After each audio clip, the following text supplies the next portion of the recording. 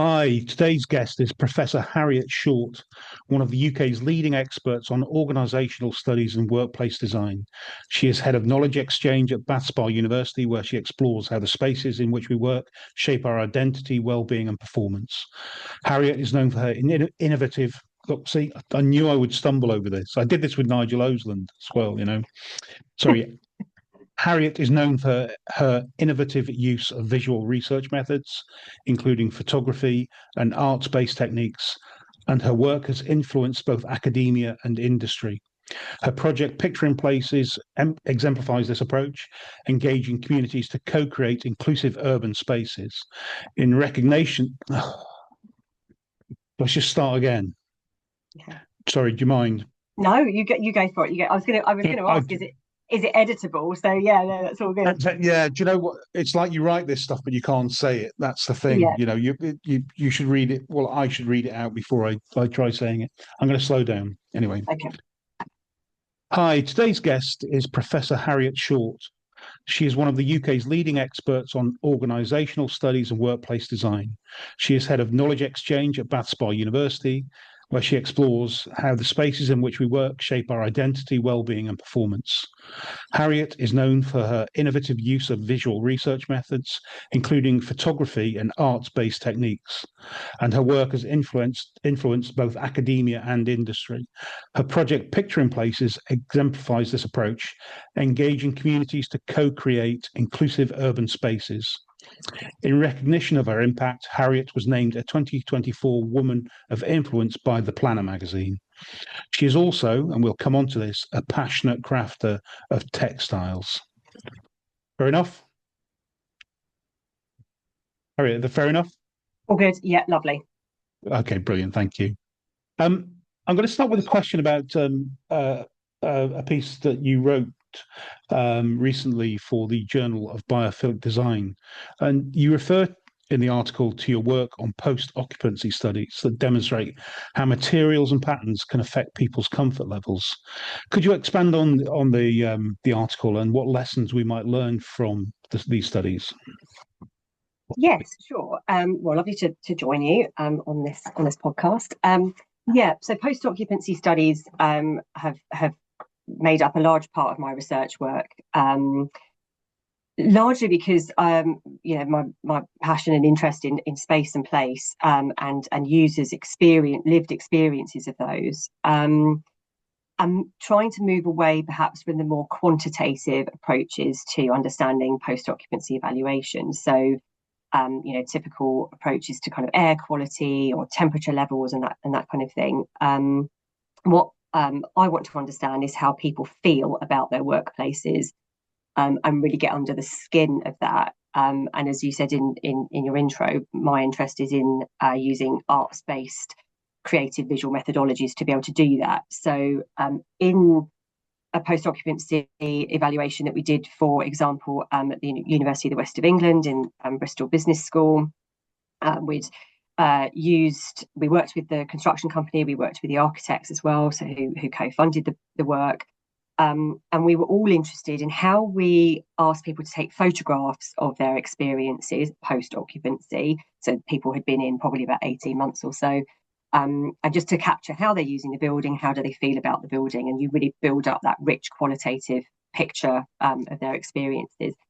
And what was really interesting, many interesting things came out of that project, but when you sort of talk about that idea of materials and patterns and comfort levels, there was a real sense of people talking about the real micro stuff of that workplace. So they talked about the wood paneling used on the staircase and the kind of grain of wood paneling, the softness of fabric on the chairs. They talked about a very glossy surfaces in the cafe and how that reflected light at a particular time of day, or too much light at a particular time of day.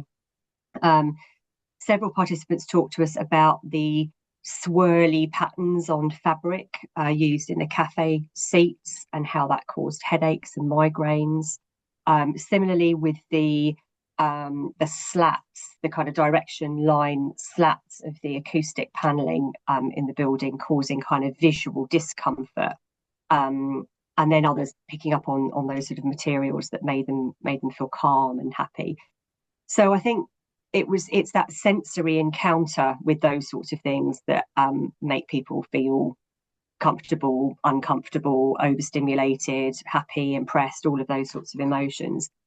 Another post-occupancy piece of work that I'm working on at the moment is with the RFU, looking at women and girls' experiences of grassroots rugby clubs spaces, particularly social spaces, where a part one of this project a few years ago uncovered interesting conversations about how spaces had been built for men by men in grassroots rugby clubs, and querying the kind of lack of visibility of women, the women's game, the women's team, women feeling out of place, feeling invisible. So this is part two of a project where investment's been made into social spaces in these rugby clubs, and now we're on to the post-occupancy evaluation of that. And really interestingly, that concept of textures of chairs in social spaces, patterned carpets, and the choice of seating, so soft seating, harder seating, the colours that are used, all of those things, all of the aesthetic parts of a social space in a rugby club, be it shape, light, decor, objects, all of those sorts of things, then lead to those conversations about comfort, and how those aesthetic elements can lead to those women and girls feeling a better sense of belonging, a better sense of claiming the space for themselves, enabling them to navigate better sort of power dynamics within the club. So all of that has sort of led to that sense that all of those materials and patterns can impact in lots of different ways. And I think all of that research, and other projects I've worked on tell us something about the fact that comfort in the workplace, or in any place for that matter, it's not just about those temperature levels. It's not just about an ergonomic chair that you might have chosen.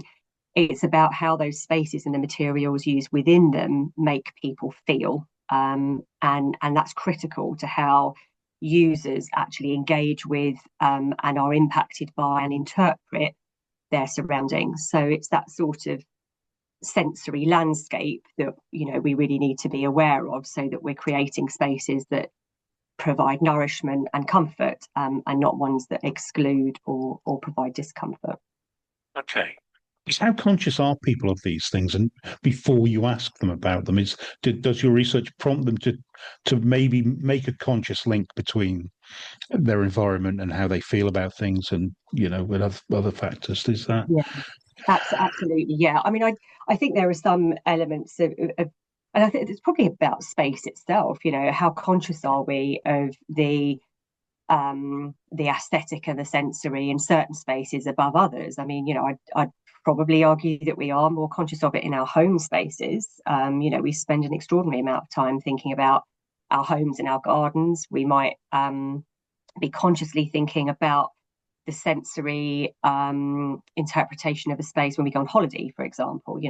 We trawl through booking.com to try and find, the perfect looking view for the perfect looking hotel room.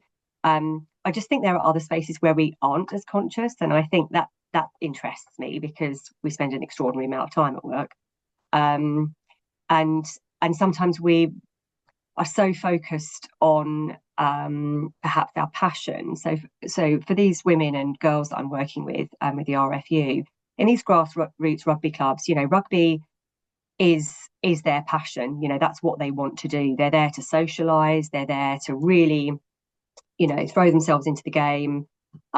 Rugby is such an inclusive sport, I think, in a lot of different ways, particularly for women. But whether you think about your social space in the rugby club, you're kind of not there to necessarily think about that. And I think there's a lot of just passively accepting what that space looks like or feels like, because it's always been, and I think it's possibly the same in some workplaces. We're there to do a particular job. We might not necessarily be thinking about the aesthetics of our workplace. However, as you say, by prompting people to think about that, and use these sorts of methods, arguably, to show me how it feels to work here or be in this space, it gives people space to think, actually, yeah, that is difficult, that is awkward.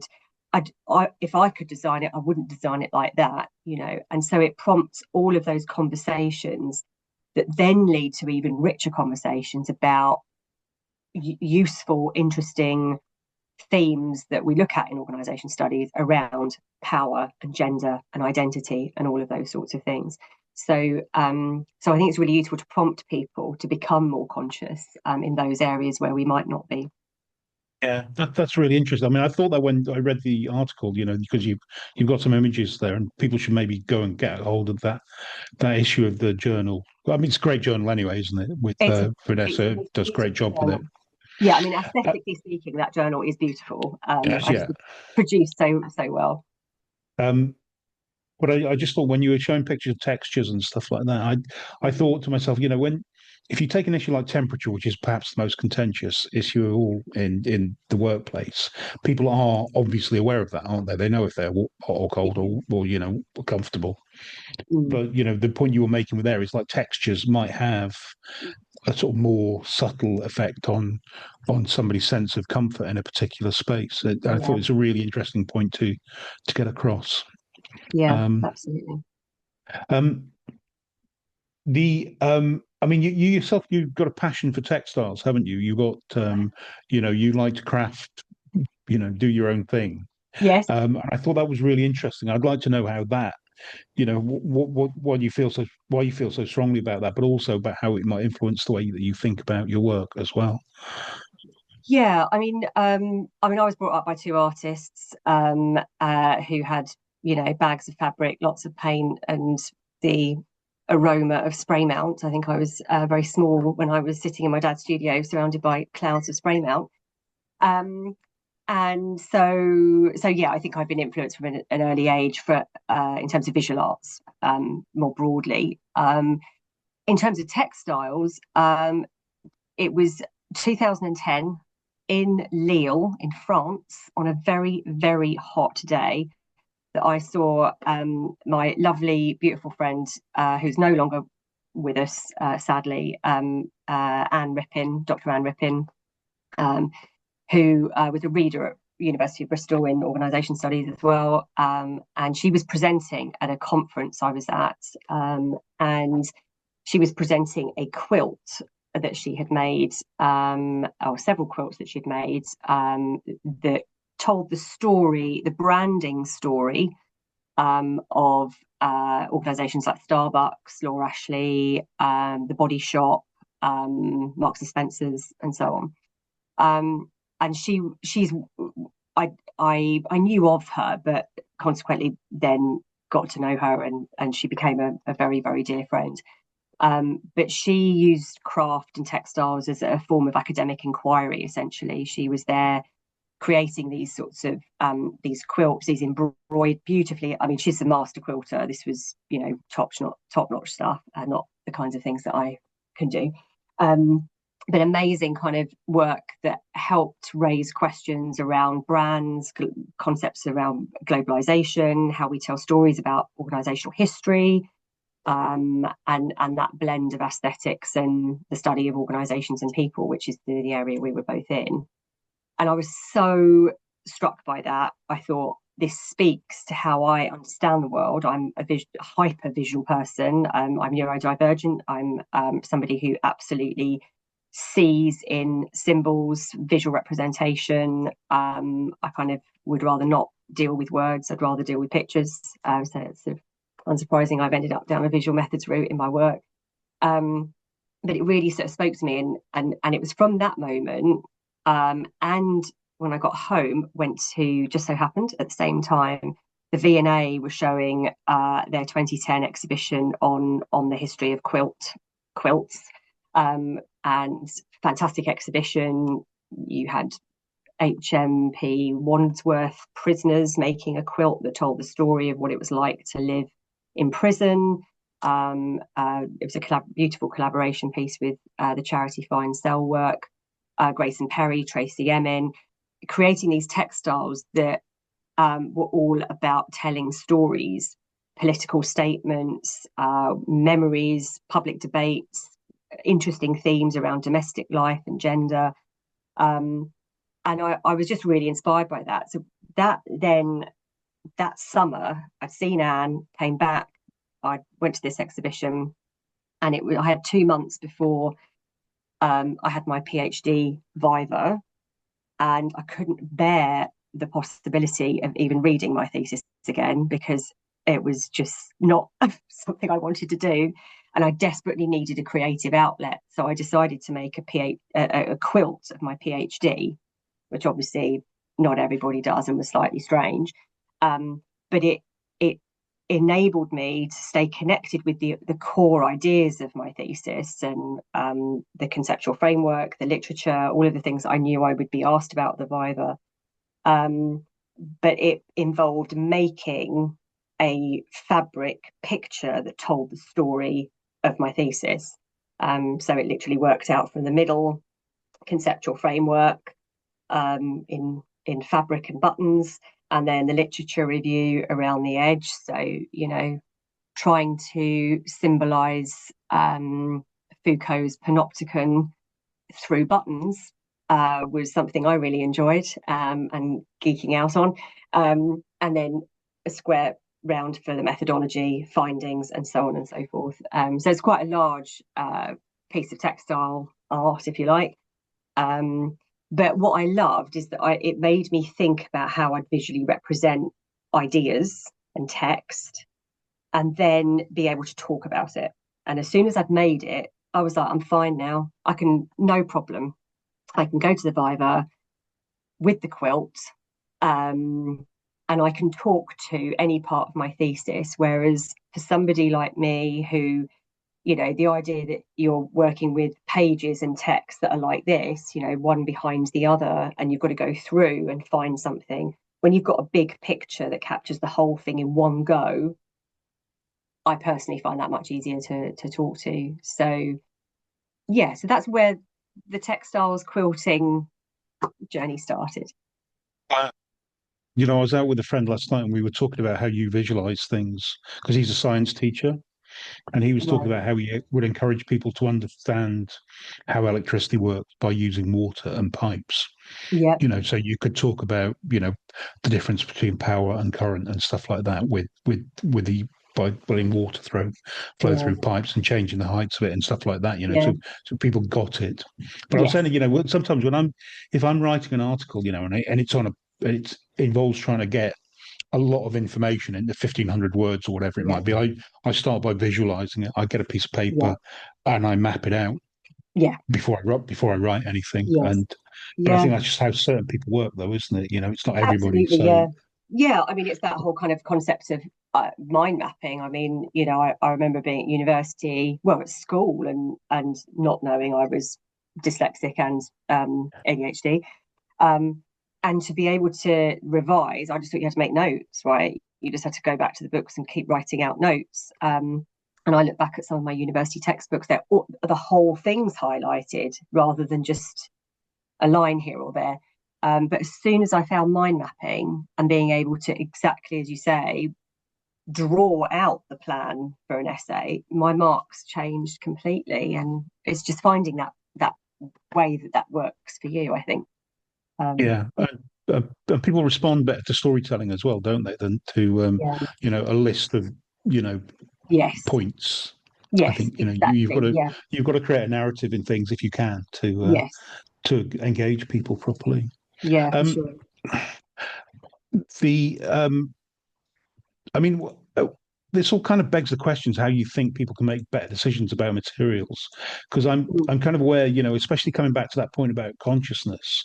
Um, how are designers Mm. conscious of these things? Can they think? Can they sort of develop a way of thinking about these things? Because I think, I remember, past editors of mine, when you were writing articles, they would say no blue carpets, for example. They don't want offices, which are the cookie cutter approach, blue carpet, Yeah. you know, oak melamine desks, and whatever. You don't do Yes. that. You need something that's got some sort of a different appeal to it. But I think people kind of fall back, as you were saying before, on Mm. on their expectations rather than on what might be possible. But so how do we encourage both occupiers and designers to think about things differently? Yeah, I mean, I think it's I know we've talked about sort of visual comfort and that kind of thing, and I think that's a really important part of how designers and organisations themselves start to think about, what they're creating for people. I think, visual discomfort is something that's always cited in post occupancy evaluation as a major issue. Um, Understanding how, as we've been saying, like how our visually orientated, I mean, we live in a visual culture anyway. I mean, where our eyes land, and aesthetically how we experience those things is really important. And we know that living with visual noise or visual chaos, I think is, cognitively, has a negative impact. People feel overwhelmed, a greater sense of discomfort, all of that. We know, I think, when places just feel a bit off and they don't work, and like you say, whether we're conscious or not, blue carpets and those sorts of desks, it's not, we know that it's not right. And I remember when I was doing my research with hairdressers in London, in some beautiful hair salons, I mean, aesthetically really pleasing. Um, the the the piece that they picked out as problematic often was clutter, and that visual noise within those sorts of spaces. So I think sort of making better choices is important. Research shows that, and I think I think some users are making better choices themselves individually. If we think subjectively for a minute, post pandemic, hybrid working, we're working, a lot of people are working at home. So you have the potential as an individual person with choices you have the opportunity and the potential to make better choices for your workspace when you're there. But organizations and designers, particularly if they want us to go back to the office, and we have got these spaces where we might gather. The most important thing, and obviously I'm biased here, but is to ask the users. The most important thing is engagement with your population of staff.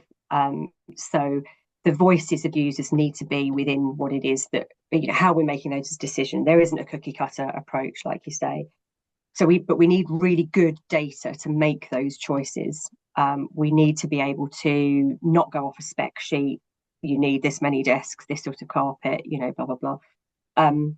We need to be asking people to reflect, to become more conscious, to notice, to feel, does this feel calm? Does this view or space allow the eye to rest? That's so it's about getting good data so you can make the good decision. I think designing with empathy is related to that, but warrants discussion, because I think that when you're making good material choices and you're thinking about those things, you've got to be thinking imagine how someone would feel in this space, not just for 5 minutes, but you're asking them to work there several hours a day, several days a week. So how will it make them feel? So we're designing with care and with empathy. We get better buildings, we get better, happier, more productive, effective days at work. I'd also, in terms of organisations, not be driven by cost or trend. Just because lots of other organisations are doing it doesn't mean you should do it. It's about what's right for your business, in your real estate, in your space, for your people, and the activities that they are doing. So it's moving away from trend. I think it's about thinking about return on investment, which is really hard when you're working in a space of like, how do people feel? Like, how will I see my return on investment on that? And I know there's lots of conversations going on around like social value and the social impact. So I think I feel like there's a tide change now. But for example, in the post-occupancy evaluation that we did in the business school, costs were cut on frosting, which consequently meant everyone was working in a goldfish bowl, which consequently meant you had an empty building. So, yes, you can save money and think you have a beautiful building, but are people going to go to it and use it? Have you really understood, So I think being driven much more by the emotional, sensory, biophilic, immersive nature, and thinking about those sorts of things, uh, is really important. Yeah, they're the So it's things just I'm thinking about. yeah. So I thought one of the interesting things that came out of the pandemic was the Leesman studies of people's experience at work, or sorry, in the office compared to their homes. Mm, And I don't know if you saw any of it, but it was basically saying that people's experience of work at home mm, was better yeah, in most cases, in the majority of cases, I think it's a slight yeah, majority, than in the office. yeah, And you just think that doesn't make sense, does it? Because the office mm, is supposedly, mm, designed for work, isn't it? And the yeah, homes aren't. yes, yeah. And I don't know whether those lessons have kind of been taken forward now to office design. Yeah, have they? I don't know. I'm a bit skeptical on that, I have to say, because I think a lot of organisations that I've spoken to and have read about, there was this huge rush to then say, oh, quick, we need a hybrid working policy. What does that look like? Oh, it's 3 and 2 days. Why? And we're going to make little to no change to what people are coming back to. And I think that whole, I mean, when we were at the biophilic design conference at the end of last year, we were talking about salutogenic spaces, and I don't know, I shared some of my work around a piece of work that I'd done with some colleagues at the University of the West of England. We had looked at hybrid working and salutogenic spaces. Salutogenic spaces being those spaces that make you feel well, um, opposite to pathogenic, make you feel ill and sick, um, and how people in their home spaces, it goes back to that whole idea of curation and curating an experience, and having a subjective view on, if I place, and I say curation because it is a case of like, I'm going to place that there and that next to that, and I'm people people are more conscious of that now, I think, because we've had like quite a lot of time now to be experimenting with the whole working from home thing. People, yeah, and in all the projects I've done probably over the last 2 years as well, that's kind of looked at that hybrid nature, people kind of know what they're doing at home. And offices haven't really stepped up, should I say, to kind of mirror, or at least provide opportunity to mirror perhaps what's working at home. Yeah.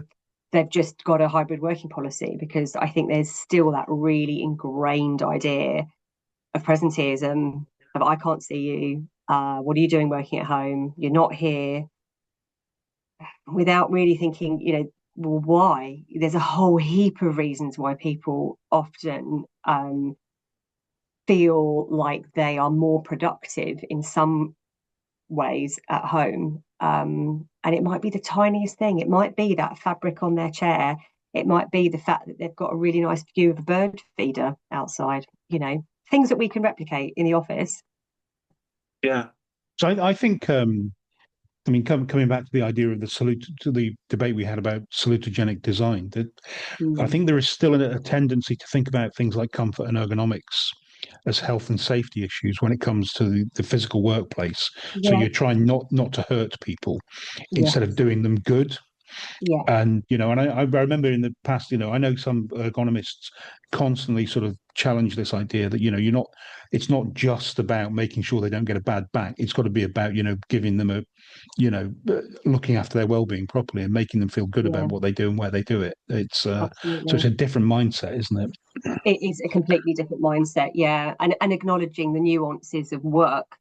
That we're not sitting doing the same activity all of the time. We're, yeah, engaged in a whole variety of things, and that warrants quite a dynamic sort of space, which offices can probably do better in some cases than our home spaces.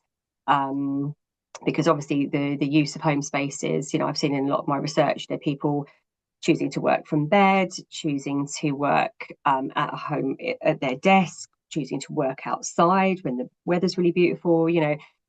you've got those choices at home, but it does place an extra layer of complexity around boundary making, I find, and that whole sense of, work-life balance. And it's very, very blurry now. There's kind of no such thing as work-life balance. It's all just the liquidity of that has just collapsed essentially. So that has a knock-on effect. I found in the last few projects I've worked on, that's had a knock-on effect for findings and recommendations, because actually it becomes far less about space and more about people leadership, and therefore how we run PDRs with members of staff, how HR handles certain things. Acknowledging that people are working in their cars and they're like, well, that's against policy. And I'm like, yeah, but how are you going to manage that? Because that people enjoy that flexibility. So it actually tips then into the deeper conversations we need to have about people and leadership and management within our organizations. So yeah, it's a complex thing that has knock-on effects. Brilliant. I mean, we're coming to the end now, but you promised me an anecdote about a night out you had in Ibiza Oh recently, yeah, but it's I work did. related. It's not. It's not. Yeah, it's just an excuse to talk about my weekend in Ibiza. Yes, indeed. I went to Ibiza for the weekend with one of my best mates. And I must have clearly been the only middle-aged woman in a nightclub at 3 a.m. Very excited about the planting and the aesthetics of this nightclub. But I will put this into context, and it does relate to how we think about traditional workplaces, I promise. There's a new nightclub that's opened called Universe, so UNVRS, and if people Google that, you'll find their homepage with a write-up about the club. And anyone kind of wanting to geek out slightly on space, aesthetics, architecture, influences from brutalism to kind of contemporary Art Deco, you can read all about it. But what I love is that there was a real, I mean, what you take from the write-up, you can read the write-up in a couple of different ways, but on a positive spin, it's been designed with real spatial, sensory, biophilic approaches in mind. It's an immersive, biophilic, emotional, sensory kind of experience. Lots around the materials, lots about comfort, lots about textured walls, organic lighting transitions, curved walls. The planting is amazing in these outdoor areas where there's outdoor bars and places to have conversation, and it's quiet versus inside where there are 10,000 people listening to Carl Cox on a Sunday night. But what's interesting is that they talk about the fact that it's how they have thought about regulating sensory input. They're deliberately thinking about how you create space so that there is comfort, calm, psychological safety, as well as the energy and stimulation. And there's some real nuances to that. And I think there's something about what I read and what I experienced. And I was sort of, taking photographs in various different rooms and sort of thinking about actually what could we learn from a workplace perspective? What could we learn from, a massive hyperclub in Ibiza? The whole point really is that it's about curating experience. So whether you're designing a nightclub or whether you're designing a corporate breakout space, it's about curating experience for people. And visually, what's important there? What are our eyes resting on? What's the sensory nature of the place? Have we thought about biophilic design? It's not about a plastic plant pot in the corner. This is actually about a philosophy. This is a way of connecting humans with nature, which we know from all the research is vital.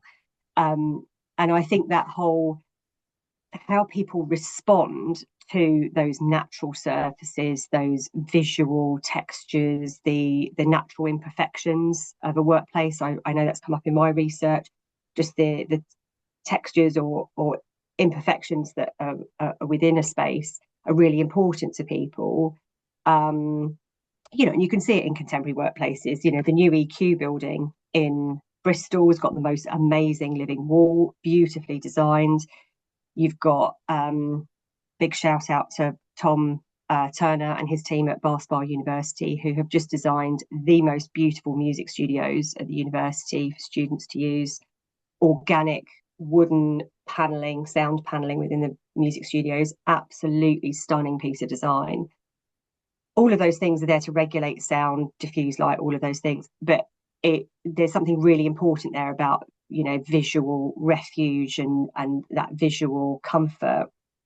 So, rather than thinking of visual comfort as a sort of luxury or an afterthought, whether you're, like I say, whether you're designing a corporate breakout space or, a nightclub in Ibiza, to be thinking, how will this material affect the eye, the mind, the overall sense of what is needed in that space, and whether that is refuge and whether that is